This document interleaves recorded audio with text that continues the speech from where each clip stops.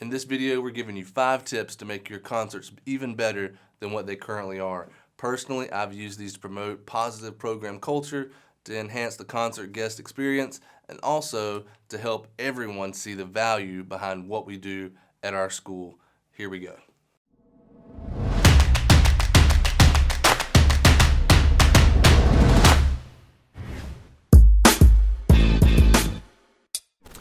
Concert art can be the first thing that your audience sees either before they walk into the performance venue, or they might even see it before that online or in promotional materials. When it's done the right way, it can help you present a professional first impression and also helps communicate the general vibe of your concert or the theme if your concert has a theme. After the concert's over, it makes for a nice souvenir that can be hung up on the chorus room wall, and the students can look back and go, oh yeah, I remember that concert, and they can sort of reminisce and be nostalgic about the songs that were done. I use a website called Poster My Wall to help create our concert art. It's a website that has a lot of the work already done for me. There's a lot of templates to choose from, and this makes it very easy to find what I need and to get it done quickly and in a timely manner. Tip number 2 is level up your program skills. I don't know about you, but a lot of times the program is one of the last thoughts I have before the actual concert. I've been guilty of putting it off until the day before or even the day of the concert. And so the times that I've done that, the program is typically either done on a single piece of computer paper, or worse, it's not there, or it's on half of a piece of computer paper and just kind of slapped together. The program, kind of like concert art, can be one of the first things that your audience sees about your concert when they walk through the doors. You don't get a second chance at first impressions, and for a lot of people, this might be the very first thing they see about your program or about your choir. If your program skills and your concert art skills are on point, it's definitely going to help you increase the positive public image of your program. Personally, I use Adobe InDesign because it gives me freedom to do a lot more than Microsoft Word or Google Docs. Tip number 3 is concert theme, or theme your concert. Out of limitations comes creativity. Debbie Allen is credited with saying that, and it seems counterintuitive at first, but when you stop to think about it, it makes perfect sense. Yes, choosing a theme for your concert will limit your song choices and what you're able to choose from to a degree, but your goal is to plan a concert experience that is entertaining and memorable. Thematic concerts might be the way to go in order to achieve that goal. Also, it can help you expand your repertoire for certain areas and help you prevent writer's block because you have so many choices to choose from, right? And so when it comes to planning your concert, some good examples of themes might be songs of the night, which would include songs about nighttime, stars, the moon, anything else that happens at night, nocturnal creatures. Another one might be water music.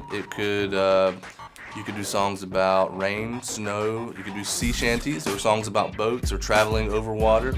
We've done one in the past called Sacred Sounds, where a lot of the songs were included some sort of sacred text, and the list goes on and on. I've included a link to the 10 of those concert ideas in the description below, and if you have a cool theme that you've done in the past before, please share it with us in the comment section below. Also, if you're liking this video so far and you're watching it on YouTube, go ahead and give us that thumbs up, and don't forget to subscribe to stay updated. We release videos bi-weekly. Number 4 is acquire a concert staff. Whether it's ushers, greeters, box office workers, or backstage moms, having a regular concert staff is something that you should really consider to help alleviate stress and take some of the workload off of yourself. One of my favorite things to do is to assign 10 or so students to engage audience members about 20 minutes before the concert.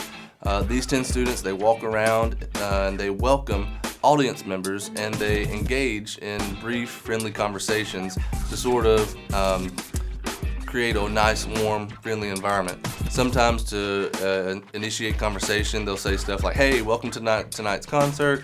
We're so glad you're here, or we're glad you decided to join us. Do you have somebody in the choir? Who are you here to see? They might also ask, hey, is this your first time ever coming to a choir concert? And then just sort of start the conversation with that and just kind of see where it leads. If they get stuck, they always have the option of saying, hey, make sure you listen for this song. It's my favorite because and then they sort of expound on why that song for the evening is their favorite song. The hope is that you're establishing a nice, friendly, warm atmosphere at your concert that parents can see that students are proud of what they're doing and proud of the work that has been accomplished leading up to the concert. All right, last but not least, number 5 is program flow.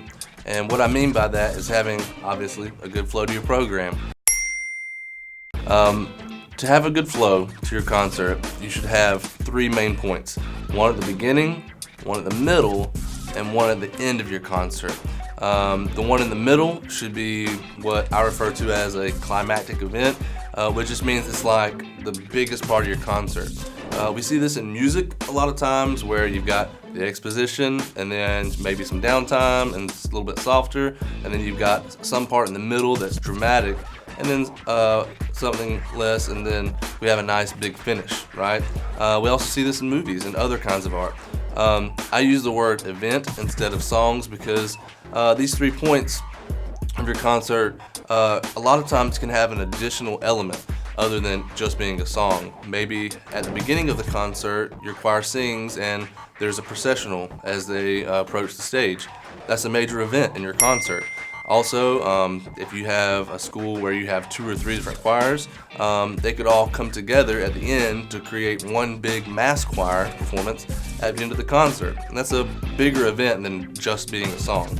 Another thing you might have is you might have unique instrumentation for songs, like if a song calls for flute and piano, djembe and piano, or oboe and piano. Songs like that fit perfectly into one of those 3 spots where you're trying to create some type of flow to your concert. Here's a real-life example of the last concert that we just had, and it can give you maybe a clearer idea of how to plan flow to your concert. I can't stress enough what a difference these tips can make in your concerts.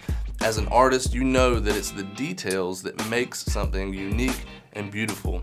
Our concerts are the same. They're an art form, they're art, and when we pay attention to the details, it just makes the evening more enjoyable and makes it more beautiful and engaging.